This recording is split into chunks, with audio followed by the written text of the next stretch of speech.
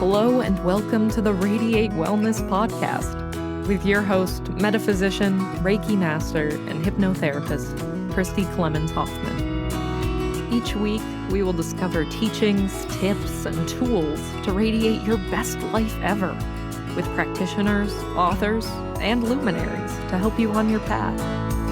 Wellness, joy, peace, abundance. What do you want to radiate?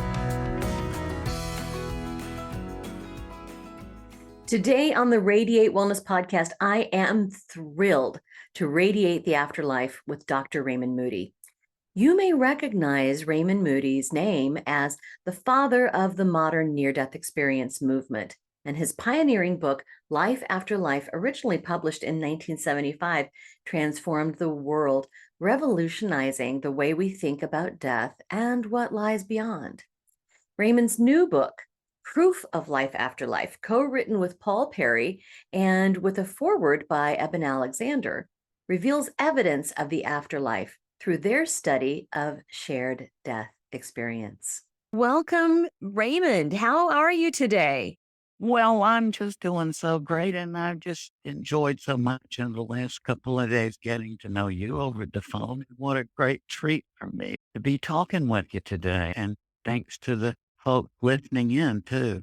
Oh, yeah. I'm so appreciative that you accepted the invitation and granted this interview. I've been on cloud nine for days. This is exciting. Well, you better ask my wife about that. I tell you, she'll say, the image of the man is one thing, but the day-to-day reality, my faulted self, like all the rest of us. But thank you for that thought. I have been kind of following your career and what you've been doing, and you've got this new book, Proof of Life After Life, that I think is so fascinating. I was telling you a moment ago that my dad died December 1st of last year. And so I'm just really curious what he is doing now in his life. How did you get started research? Well, it's the funniest thing. I think that this all came about because I had essentially no exposure to religion when I was a kid. My dad had been a medic in World War II in the Pacific Theater, and that generation didn't talk about such things. But in retrospect, I surmise that the reason he must have been so sarcastic about religion was that what he had seen in the war. But anyway, from my point of view, I was interested in astronomy. And what I got interested in very early in life was the fact that this world we're in doesn't make any sense, right? That how big is it? Well, your mind goes out to the wall, but you say, just a minute, doesn't there have to be something on the other side of a wall, right? And then, so that doesn't make any sense. And it wasn't that I was an atheist or anything like that. It was just that I never thought about God. My mind was on astronomy. So I went to the University of Virginia at the age of 18 in 1962, and I had been interested in philosophy in high school, so I took a philosophy class and immediately got hooked on Plato's Republic, which culminates with this amazing story of a warrior who was believed dead on the battlefield. But during his funeral, he sat up and he was revived, and he told the people standing around about it that he had taken this amazing journey into another world. He got out of his body and went through a passageway and so on. And so I was just so intrigued by that story because the notion of an afterlife, I had never been exposed to it except as like a cartoon. I didn't realize that anybody thought of it as serious. And yet Plato, who was immediately my hero when I started reading his work, the fact that he thought that this was the most important question of existence. So I started studying this. And 3 years later, I met this wonderful man named Dr. George Ritchie, who was a professor of psychiatry there at UVA, who had had such an experience. And I listened to Dr. Ritchie tell about his experience. And that was the first of now thousands of people I've talked with. And just gradually over a period of time, I just realized, holy mackerel, I can't think my way out of it. A lot of people say, oh, this is the oxygen deprivation to the brain. These people have their heart has stopped beating and they're having all these things like getting out of their body and going through a passageway and seeing a light. But that's just the oxygen deprivation to the brain, they told. Well, see, I had been already familiar with that argument from the time I first started reading about this because Plato believed, well, this is a reality, but the guy who was roughly living at the same time, Democritus, who had figured out that there were atoms, knew about these same experiences. And he said, oh, it's just the body appears dead, but there's still residual biological activity. Today we call it oxygen deprivation, but it's the same argument. But see, what really turned me around on this was one of my own medical school professors. I got a PhD in philosophy, then I taught philosophy 3 years, then I went to medical school. Just shortly after I entered medical school, and my professors already knew about my research, one of my professors came up and said, Raymond, I had this experience myself, not when I was almost dying, but when I was trying to resuscitate my own mother. She had this same experience.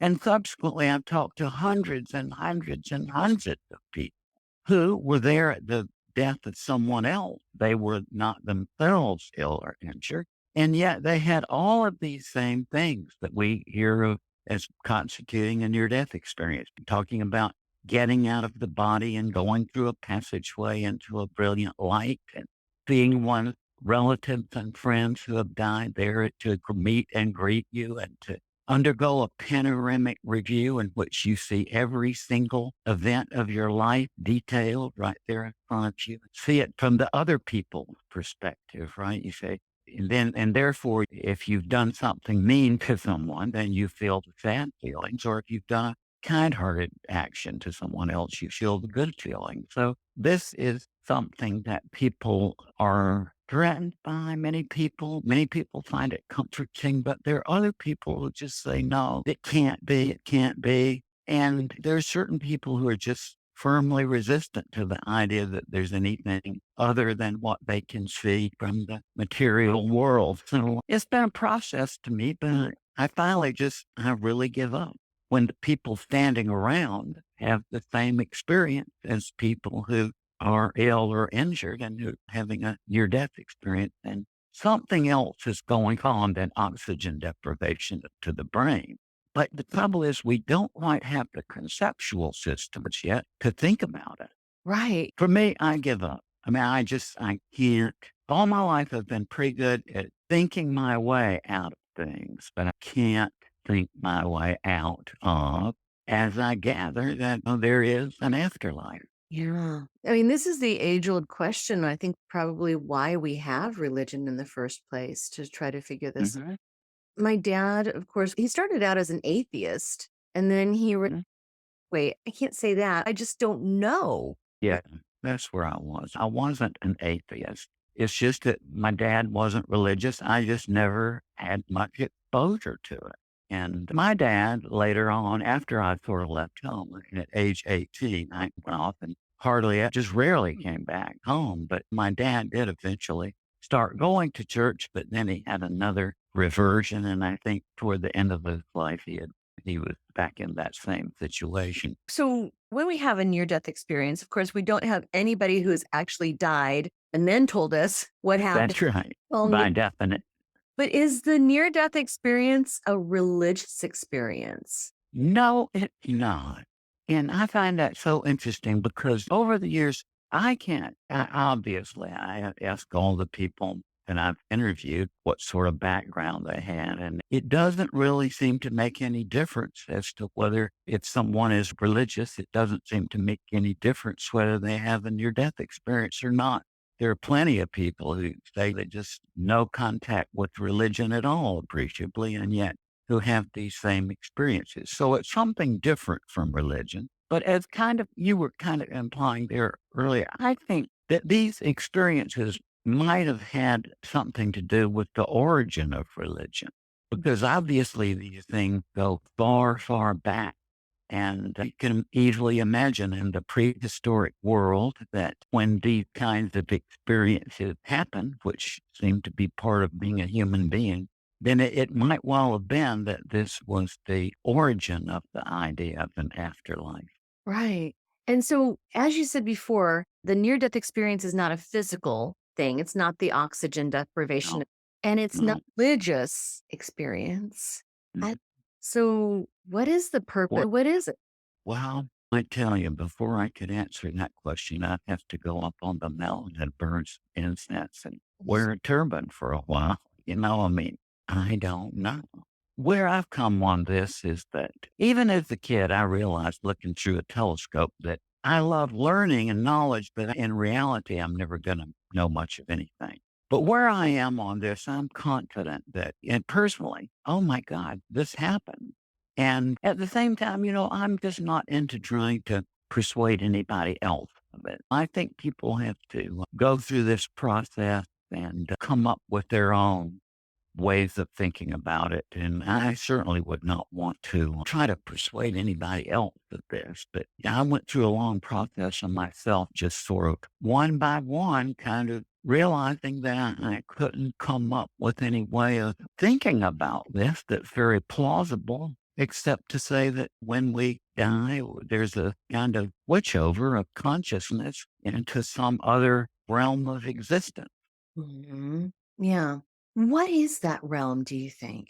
Well, I'm thinking that we can't really know for sure while we're here, but I think that the best indicator we have is the stories that the people who come back from close calls tell us. And Evan Alexander, that you mentioned, my friend who's a neurosurgeon, he had such an experience some years ago. And several years ago, I asked Evan, I said, here on the earth, we have our basic orientation dimensions are time and space, right? And I said, people with these near death experiences say that where they go, there's no such thing as time or space as you and I appreciate it. So I said, well, what are the orienting factors there, Evan? And he said, love and knowledge. And that's very consistent with all the people I have talked with, that people say in that zone, knowledge is a whole different thing, that in effect, you entertain a question and then the answer is immediately there before you. Now, try to think of a person named Raymond Moody back in the 70s talking with lots of these people. And you think back on the information technology at that time. And you think, I was hearing from these people say that all you have to do is to think about it and the information immediately appears. Now flash forward to 2023, and that makes a lot more sense, doesn't it? Because now, I mean, I had my wonderful daughter about 7 or 8 years ago. She was eating cherries and she looked at one of the pits and she said, if you plant this, does it grow a cherry tree? So I started on, well, I think that I've heard that to have a cherry tree, you have to do a cutting. But before I could even get that out, she punched a few letters on her phone and she said, it says that you can, but the cherries don't taste as good. So what these people were saying in the 70s seemed so bizarre, but it seemed much less unusual today because of the great expansion of the information network. It's so funny. We were talking about this, you and I, the other day, Raymond. There are still people who've not heard, even though we've got richness of information that we're just marinated in. There are still people who have not heard of your life. Of near-death experiences. I know, and I hear all the time, "Oh, these things are just people hear about this, and then that's what they say." But no, for some years, I helped out a cardiology. This was back in the '80s, but there was a cardiology group, and one of their patients told them this story, and they had never heard of it after his resuscitation. And they hadn't heard of this, but they asked around, and then they found out about me. And so they were so intrigued by this that over a several year period, whenever they had a patient that they had resuscitated, that they would call me in to talk to them. And just as you're saying, I just was astonished how this was, say, 87, 88, somewhere in there. And it was amazing to me that since I spend a lot of my time in the information world, and generally speaking, the patients of this cardiology group were, as you would expect, businessmen, high powered people and such. And it was interesting to me that very few of the people I talked with that they referred me to had ever heard of this. It was completely baffling to them. And they were always uniformly happy to hear that other people had experienced this as well. So I think that you and I, for example, we spend a lot of time in the media, but there's lots of other people who almost consciously avoid learning anything new. So it's kind of not surprising in that context that there's still a lot of people who are not familiar with it. I'm astonished. Ever so often they have these surveys where they ask people on the street, like, who's the president? And always an appreciable number of people have no idea or how many branches of government. I don't know. And so if you stay informed, like you and me, then you know all these things. But it's hard to imagine the truth in this, which is many people out there don't follow the news or anything. They may watch the football games or whatever, but they're not really very informed. Yeah. Yeah. That's amazing. Now, I've interviewed quite a few people who've had these near death experiences. And from your research, there are things that are very common across the experience, but everybody's experience is going to be different. So, what do you think this commonality is about, and why are there significant differences? Did you know that Radiate Wellness is more than just a podcast? That's right. We're also a comprehensive, holistic wellness practice. Find out about our services, practitioners, and upcoming events at radiatewellnesscommunity.com. While you're there, visit our podcast page to read more about our great guests and even donate to the podcast. If you like our podcast, you can help in other ways as well, like subscribe or follow us wherever you're listening right now. Tell a friend, a family member, or a coworker about the great content you find here. And if you wouldn't mind, please give us a thumbs up, a 5-star rating, or a positive review. Sounds like a small thing, but it really helps. You might like to know about our Facebook communities while we're at it. We have a free community, the Radiate Wellness Community, on Facebook for news and great free content. Our subscribers group is Radiate U, as in the letter U, but also, well, you. There you'll find curated replays of past classes, guest interviews, and more. And now, back to our podcast and back to our guest.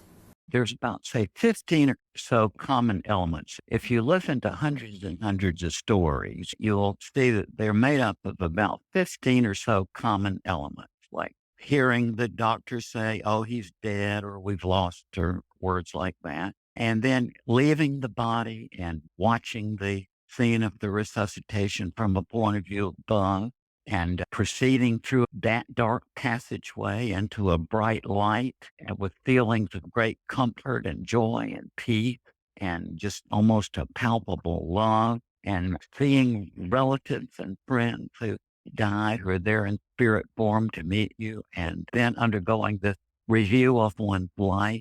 And even beyond that, people who have these extremely lengthy cardiac arrests that go far beyond what seems to be medically possible. I mean, I had a dear friend who, according to her physician that I got to know well, was dead for 40 minutes. And yet she came back and was better than ever. So something is wrong with our understanding of that state between life and death. Because that 5-minute rule is it's a very good rule of thumb. But there are these extraordinary cases where it doesn't make any medical sense. And in those cases, people go even beyond this into seeing different layers of existence. These extremely lengthy cardiac arrests, people sometimes see what they try to describe as an institution of higher learning. They say that you see into an entire realm where people are pursuing knowledge. And even beyond that, into a realm of sheer light. People say that if you can imagine a civilization that's not constructed of stones and cement, but is constructed of sheer light. And people say that the people in there are just all these enlightened beings. And so there's this vast range of phenomena that make up near-death experiences. And one person may have two or three or four of these things, or seven or eight or nine, or some rare people even have this whole panoply of 15 or so things. And in those cases where they see this crazy, the 15 thing, those are the ones where the cardiac arrest goes on to some unimaginable portion. It is like I knew a man who was sent to the morgue. It was a weekend, and when they did the autopsy the following Monday, when the scalpel went in, he twitched. And so he had been in the morgue a whole weekend. Oh, And so, these things don't make any sense medically, but they happen, which means that we need to expand our understanding of this astonishing state where people are kind of here or there. wow, that is amazing. Some of these things that you're talking about, like going to a whole nother community where there's education, learning, and higher institutes, and some of these things, I see this in the hypnosis sessions that I conduct. I'm a I'm not surprised. Yeah. Yeah. It technique. seems to me that we can kind of get into those zones while we're still here. So, how is that possible that we can get into these zones while we're still alive? I don't know. I don't know. But I think where I go back with this is I think these questions, one real difficulty we get into with this is that what that indicates to me is that this world is not as it seems. And I figured that out when I was a very young kid, that I can be sure and remember having this thought even when I was a very young kid, that I can be assured that I am conscious now. But the reason why we infer that there is an independently existing physical world is because of commonalities and regularities in our experience, right? And so the inference that many people make is into the existence of an external physical world. I've never been able to make that inference for myself. And that is, by the way, the genuinely skeptical position. Mhm. In reality, what we can be assured of is our immediate sense impressions and our consciousness. But it's very iffy to make inferences beyond that. A lot of these people who say, oh, I'm a skeptic about these near death experiences, I think it's just the chemistry of the brain. Well, I am disgusted by that remark, not because of my interest in near death experiences, but because I love to teach ancient Greek philosophy. And what those people show that by that statement is that they know nothing about what skepticism is. Skepticism was invented by Pyrrho, Pyrrho, who was one of the Hellenistic philosophers. He accompanied Alexander the Great to India, for example, to date him. And the skeptical method is a way of avoiding conclusions. That's what it means. And the great David Hume, who's one of the greatest philosophers of modern world, who greatly influenced Einstein, for example, he made this remark, and I can tell you from heart, having learned this as an undergraduate philosopher, he said, as to those impressions which arise from the senses, what we see in our apparent sensory world, as to those impressions which arise from their senses, their ultimate cause is, in my opinion, perfectly inexplicable by human reason. And it will always be impossible to decide with certainty whether they arise immediately from the object, which is, see, that's what these so-called skeptics think. They fall for the illusion that object they see out there is the reality. Okay. But Hume says, whether they arise immediately from the object, like the so-called skeptics say, or are produced by the creative power of the mind, or are derived from the author of our being. And that's where the genuine skeptic still is. I just don't know. I mean, there have been a lot of thoughts over the years, beginning maybe with Plato's myth of the cave, right? He said, we're in the situation of people who've been raised in a cave and they see only shadows down there. And I think that's a distinct reality. So these questions that you and I are interested in, I think that they don't have scientific answers, that these are still big philosophical questions. And I think Hume is right. It's like if you fall for the phenomenal world, like what you see through your senses, you can't call yourself a skeptic because it's a big inference to go from the phenomenal world of our senses to the material picture of the universe. And by the way, I am a great lover of science, astronomy being my main one, but I'm interested in particle physics, all of those things too. And I understand that. But the question is whether the whole scheme that we're seeing is some kind of illusion projected by our own minds or projected by God or however you want to think, or maybe even some entirely new way that we haven't conceived of. So I don't know, you see, is the easiest thing for me to say because I'm a skeptic. And the skeptic means that you don't draw conclusions. So I realize fully, I was a professor of logic and I love logic. And in reality, there is no way that you can draw the statement that there is a life after death from a logical process as a result of a logical conclusion. That's out at the present state of logic. However, where I am on this is that when I just give up, I can't think my way out of it. I talk to these thousands and thousands of people, including, by the way, some of my dear friends who are physicians. And I am an addicted exerciser. All my life, had started running, but in 1985, I realized, what, I might get a knee problem. So I started walking instead. But I am just into exercise. I'm totally addicted. Okay. And so therefore, the thought of hurting my foot is a terrible thought to me. Now, suppose, and God forbid that I did have an injury to my foot. Okay. I'd have to seek out a doctor. Okay. I have a friend, Anthony Chicoria, who is a professor of orthopedic surgery at NYU and who has a PhD in physiology. Would I go to Anthony to look at my foot? Absolutely.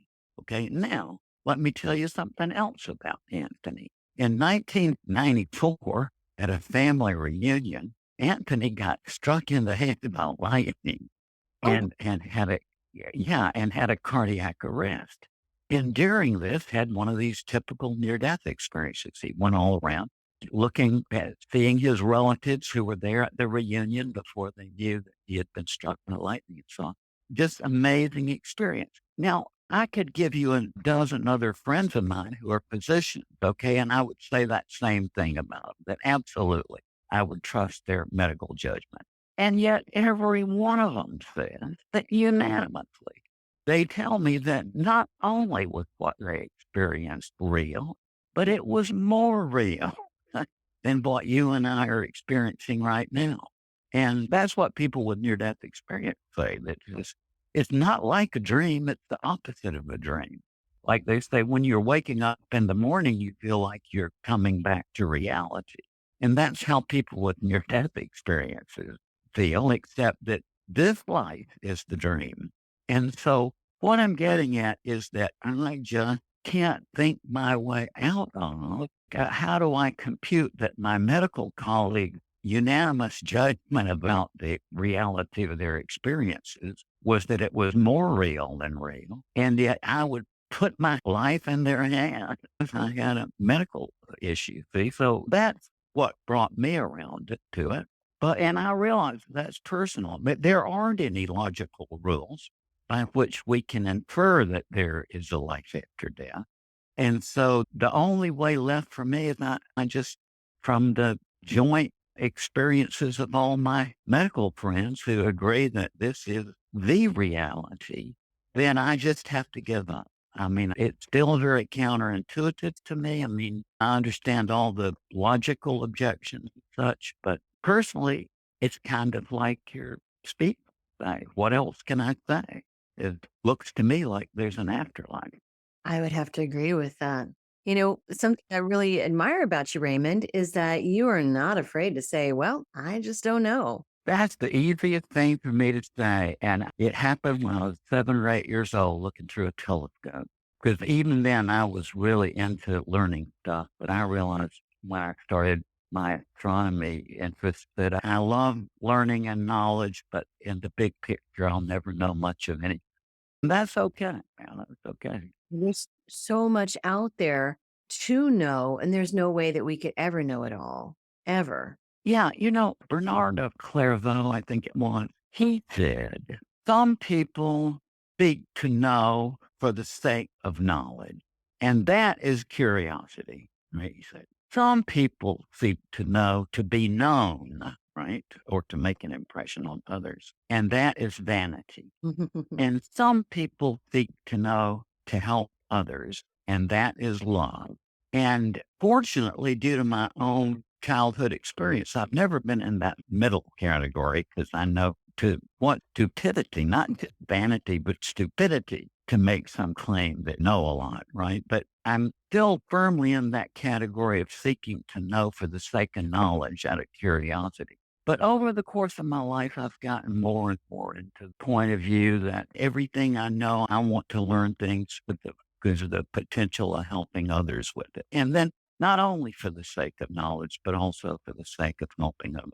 I listened to you on the Monroe Institute's podcast, and the conversation was primarily about consciousness. And consciousness is something that's difficult to wrap your mind around, but it seems like Oh, is it ever? Yeah, absolutely. this pursuit of knowledge is part of that consciousness. Oh, yeah. Yeah. Conscious knowledge is what we're into. And I think that one of the problems in making valid inferences about the afterlife is that what is consciousness in the first place? And where I have come to it is, well, found many people psychotic. But give me a little chance here to say that maybe this is not so crazy. I was a forensic psychiatrist is what I most enjoyed doing, but I was also interested in geriatric psychiatry. And I spent a year working a couple of days a week in a geriatric clinic for the people in the small town who, I mean, it's just not nice to have for the chief of police or the mayor or the town celebrity to have to appear in the waiting room of the mental health clinic like the rest of us, right? But anyway, so the provision is made to have a place where the town officials and all can come and spill out their problems and so on. And I was in that situation for a year, and I'm talking with these very distinguished elderly people who were there. Mostly it was loneliness is why I finally concluded just wanting somebody to talk to or situational stress, whatever it was. And repeatedly during that year, I heard this reflection.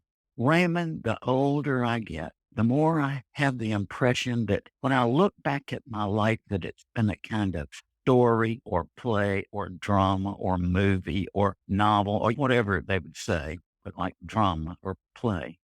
And I think that is basically the nature of consciousness. There's something in the cinematographers have something, I think they call it the Kulikov effect, as I remember. And what they've discovered is you take any two random images, say like a pair of glasses and then a Diet Coke can, all right, and you present those two images sequentially to people, but what the mind immediately starts doing is it starts weaving a story to connect the eyeglasses to the Coke can. And I think that consciousness itself, it has a narrative vector. Whenever any new thing happens to us, what does our mind do? It starts weaving the new event into our continuing life story, right?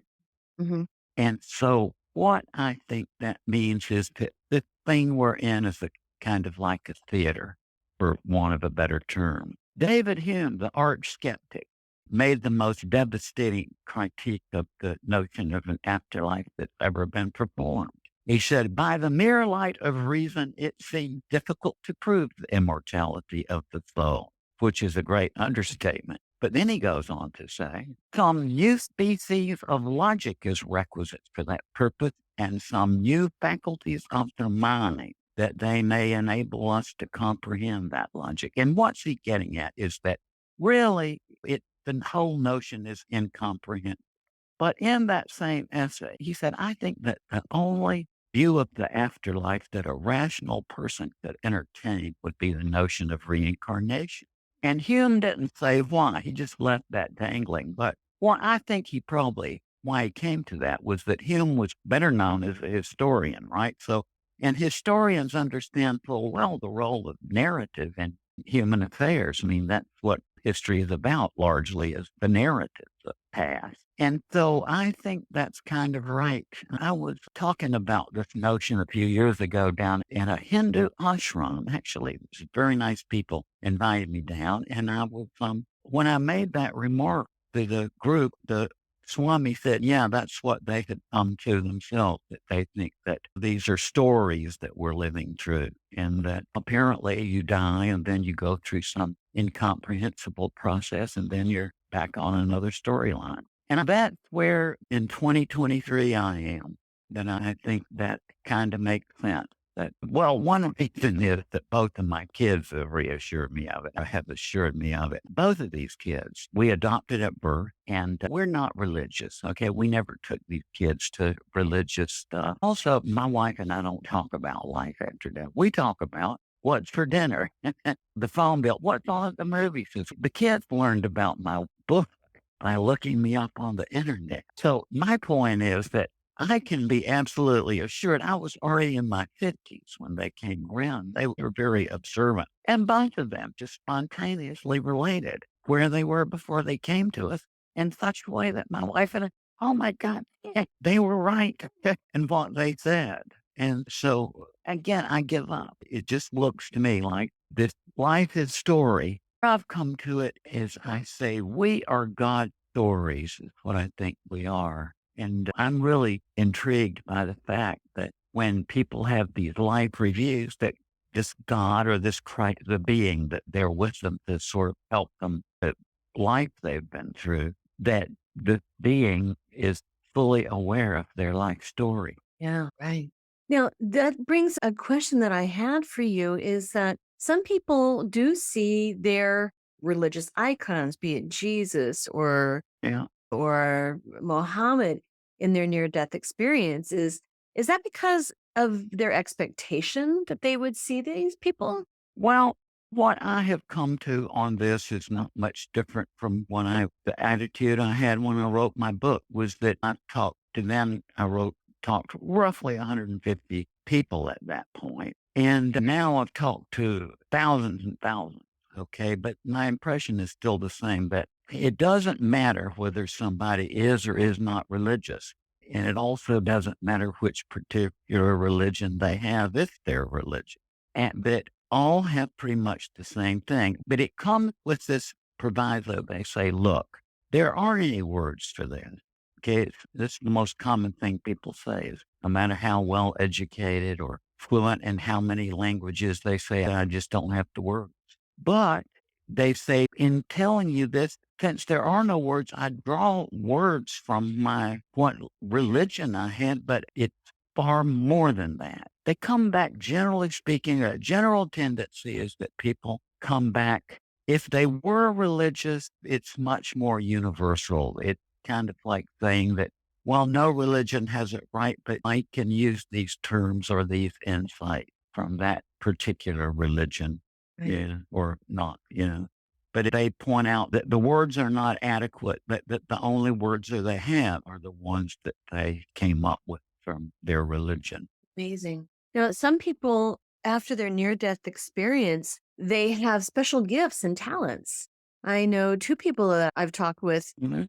out of their experience painting and creating music. And Oh, that's interesting. Yeah, I've not met a music person yet, but I've met several artists who had never put paintbrush to canvas. And yet, because of their near-death experience, in Toronto, a couple of decades ago, I met this elderly woman who brought her big leather case of painting to me and to my lecture. And she was an award-winning artist in Canada. But she said she had never had any artistic interest or talent before her near-death experience. And then that brought on the creative talent that was very obvious in looking at her painting. yeah, David Ditchfield, who I've had the pleasure of interviewing two times, is from England and near-death experience after being I haven't met him, but I've heard a lot about him. He is a wonderful guy. Yeah. a great guy. But he came out of his near-death experience and he wrote a symphony when he had no training in music, a simple. That's right. Yeah. And he was caught in a subway train, as I recall. You Yeah, see he that? fell under a Yeah. train. Yeah, Yeah. amazing experience painting, but then also he felt guided to write this symphony, basically depicting his experience, but also categorizing Yeah. the music that he had heard, which Eben Alexander also had heard this beautiful music when he had his Yeah. and wanted to recreate it afterward. And then Sheila Gillette, who I've also had the pleasure of interviewing, she came out of her experience channeling. And she could channel Theo, who was a. Yeah. It opens up help people didn't know they had. It opens up areas of the mind that people were not previously aware of. Yeah, absolutely. I mean, I've just seen it so many times. There's very few of the people I talk to that I know before their experience, right? Right. But you can hear from people who did know them before that who witnessed this transformation of their lives and personalities from what happened to them when they almost died. Hmm. Yeah. It's amazing. And it's almost like Richard Dreyfuss in Close Encounters of the kind that they feel driven to do this. They Mhm. felt this compulsion to write the music. Yeah. Yeah. Like I said, I haven't heard of that I can recall of a musician, but I've known quite a number actually over the years of painters who came to this from who developed a phenomenal art talent due to their near death experience. This Dr. Anthony Chicoria, I mentioned this. Oh my God, I wanted Anthony Chicoria, the professor of orthopedics at NYU. The Anthony had never had any interest in music, but after his near death experience, he just developed this fascination with the piano. And he kept having this recurrent dream in which he was performing a piece of music on a concert stage. And he repeatedly said, well, you really need to learn how to transcribe music so you can write this down. So Anthony did. He learned and he wrote this piece, and now he performs it on stage as a concert pianist. So Anthony Chicoria, yeah, this is a really phenomenal story. And that it slipped my mind. I was saying that I didn't remember any musical talents that emerged, but yeah, Anthony, absolutely. It just slipped my mind. Yeah. Yeah, it's amazing. We come back so transformed from this experience. Yeah. Anthony, I think not too long ago performed a concert in Vienna. Oh, And again, had never had any interest in the piano before he had his near death experience. it is crazy. Oh, and It is crazy. I'm glad you used that word because these things don't make any sense. And yet, I think they are probably the most important things about life. I think they are. Because this is a huge question about what happens when we die. I know my dad had these questions. Unfortunately, he passed from the flu in his last few days. He was so out of it that he couldn't really talk about it. But for years, he just asked, what happens when we die? You know, What would you tell him? well, he knows a lot better than you and I do now. So to try to imagine what I would have said to him before he died, I would have kind of been in the same boat, just curious. I could tell him what people told me, but I began to sort of recognize that for many of us, this is what happened. But then beyond that, you don't know. Well, however, a lot of that question is sort of canceled out by the fact that people say that there's no time anyway, that once you pass over, there is not time or space as you and I appreciate it. It's, as Eben was saying, it's love and knowledge. It's love and knowledge. But you've done your research and you've written extensively about this subject. So, what have you found that does happen when we die? Okay, all right. What I can say to them is that from my studies, what I say is just get rid of that idea that you might have in your mind that your consciousness goes to zero. Yeah. That rather what happens is that your consciousness is greatly expanded and it's expanded outside of the framework of time and space. And what is that you enter into a space of love. Yeah. And that it's a place that no matter how articulate that people are, they say that there are no words for it. And yet when they use words, the words are very similar, that this experience of a progression of going into a space beyond, or to a state of consciousness beyond space and time, and sort of overwhelmed with love. Mm. What about the serial killers? What about Hitler? I don't know. I don't know. And I was forensic psychiatrist, just the most wonderful job of working in a unit for the criminally insane. Probably as a very conservative estimate, I can say that I've talked to say 300 people who committed homicide. Most of them, the people you read about in the National Enquirer, right? Who it was like one of my patients ground up his mother and father in a meat grinder. I mean, he was paranoid. And so, number one, what I came to realize is that is a sickness. Yeah. I mean, I can't imagine that any punishment comes from a sickness. And as to the serial killers, I just don't know. I had a lot of sociopaths that I've interviewed over the years, and you can't get to the inside of the sociopath because it, like whatever question you ask a sociopath, they will try to figure out what you want to hear, and then they play that back to you. So you can never get inside of them, see, and like understand what that inner world must be like. Right. But so the answer to your question is I don't know.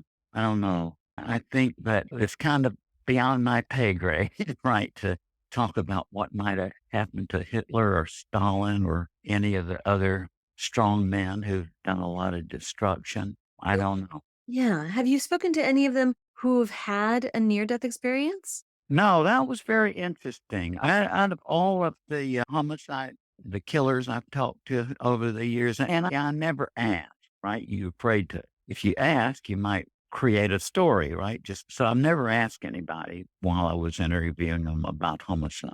But whether they did or didn't, I don't know. But I've never heard of any of the people that I knew who had near death, who had committed homicide. None of them ever spontaneously related to me a story of a near-death experience. Mm-hmm. Now, I have heard of people who have had near-death experiences and they come back changed in the way of before their near-death experiences. They were not necessarily a nice person or a good person, but when they came back, they were, Mhm. yeah, is that common?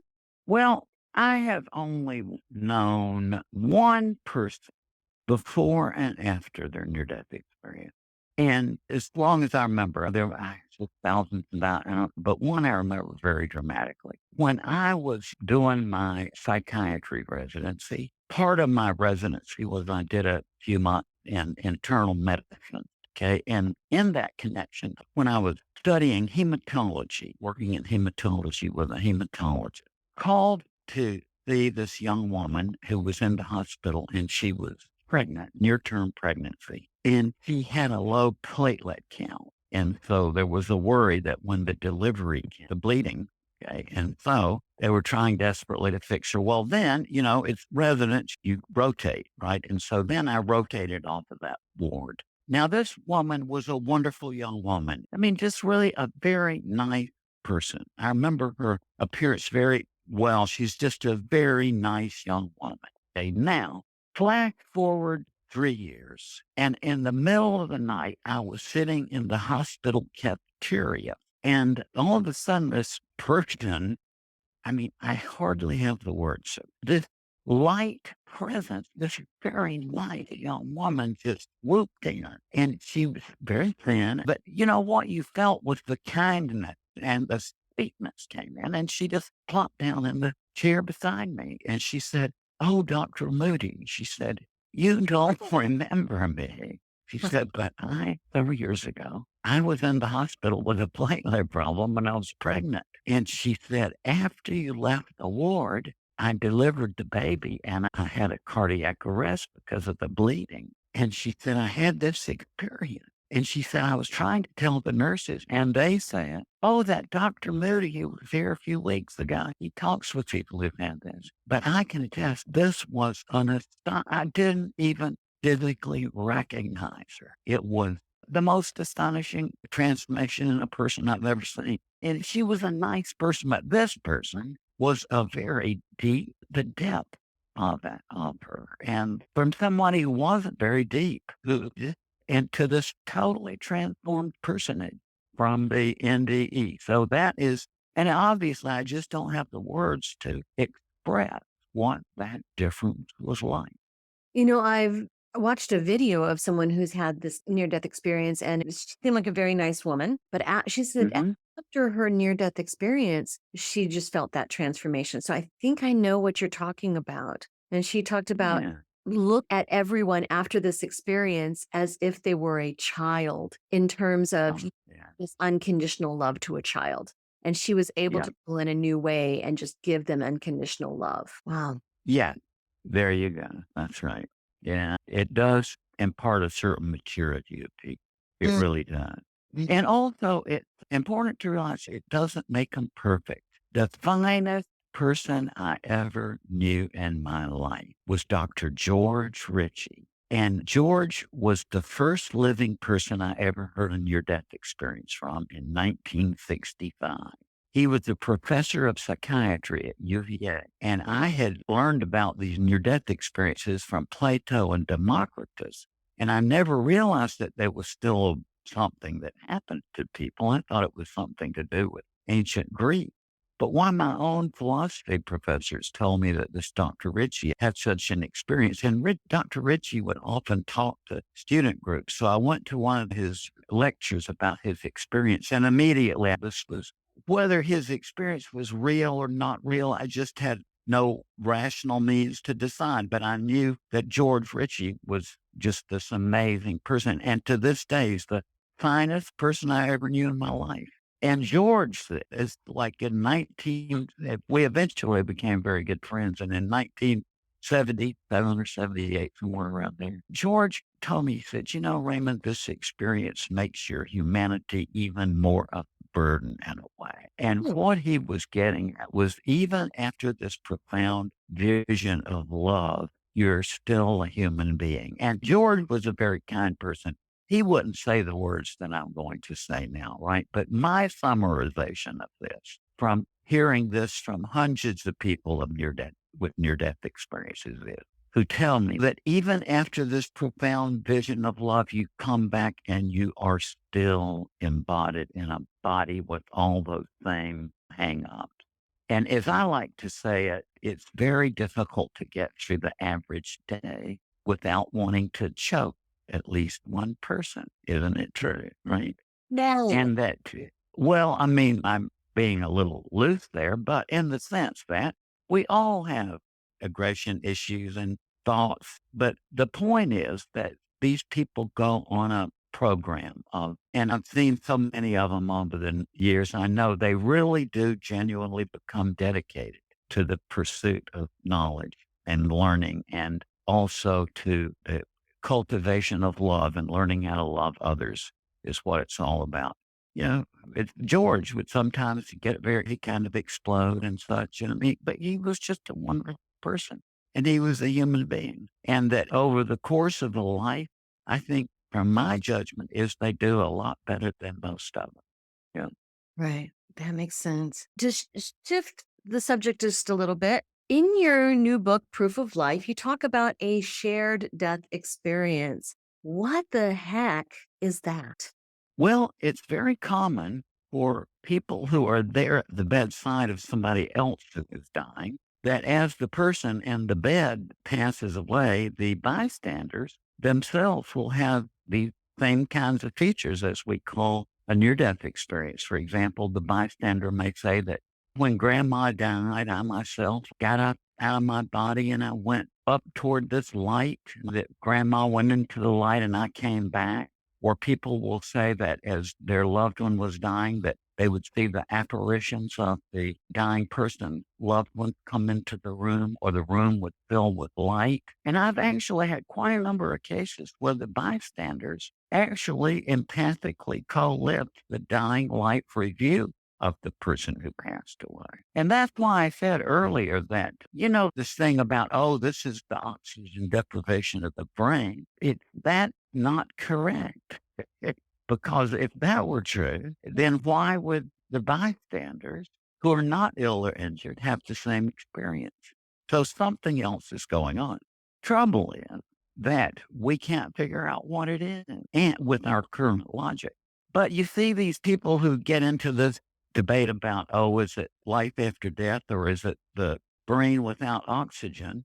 It like people are so accustomed to that form of debate, it gives them some sort of security. So I've noticed over the years, I've been talking about this for decades, but it's like people just won't hear this because their way of thinking about it is wedded to this idea that it's got to be either a life after death or oxygen deprivation.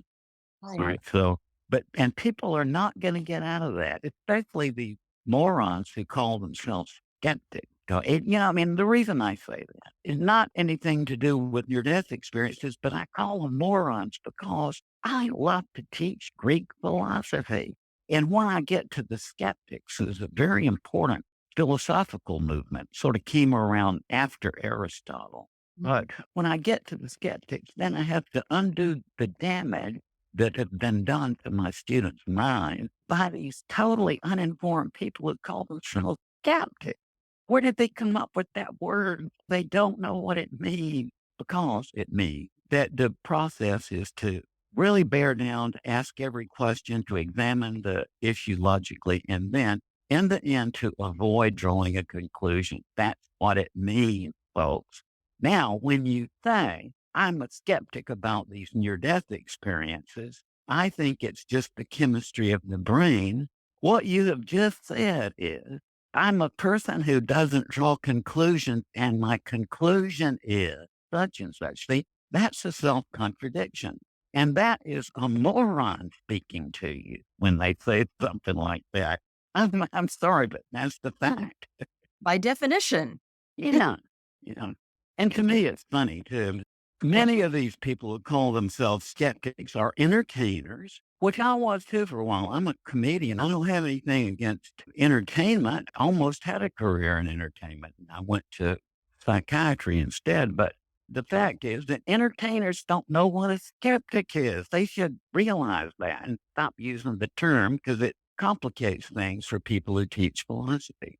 Well, unfortunately, are surrounded by many such morons these days. I know, I bet. I bet. Well, they are morons. I'm sorry, because it's an ignoramus to use a term to identify yourself with a term that you don't even looked into the history of it. Absolutely. Well, in a way, this is why I invited you to be on the show today. Because it said there are still people out there who don't know about near-death experiences, don't know about your body of work, and who might not know who you are. And so I think this is so important. It really is. And this is one of the big things one of the big questions of existence. And I think it should be handled with deep respect. Mhm. Yeah. And not made the topic of people who are terribly uninformed even about the basic terminology they're using.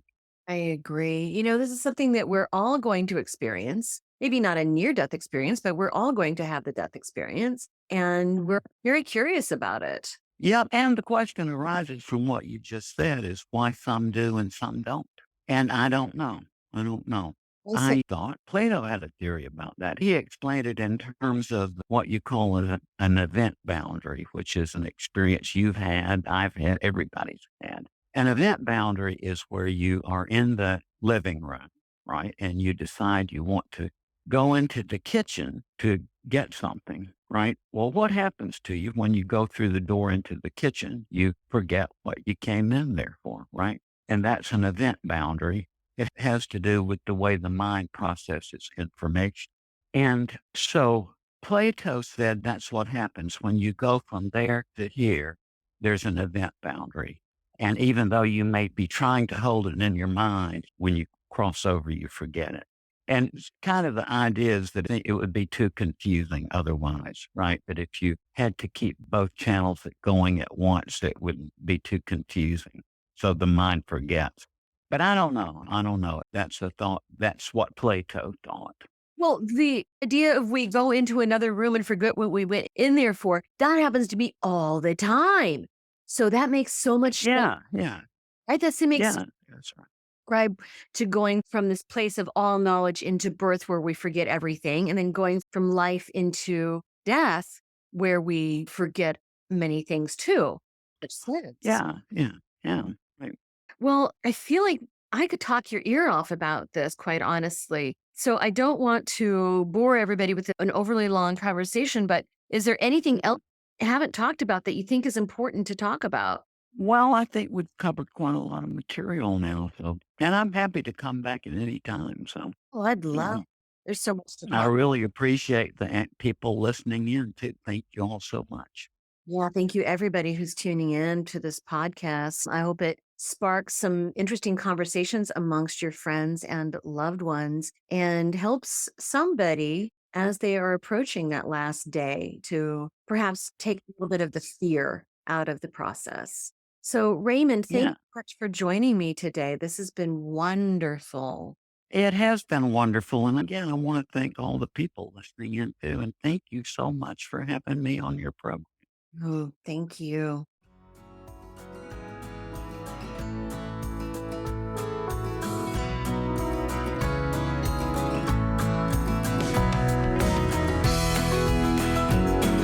Radiate Wellness is an international community of holistic and alternative healers dedicated to helping you create spiritual, energetic, and physical well-being.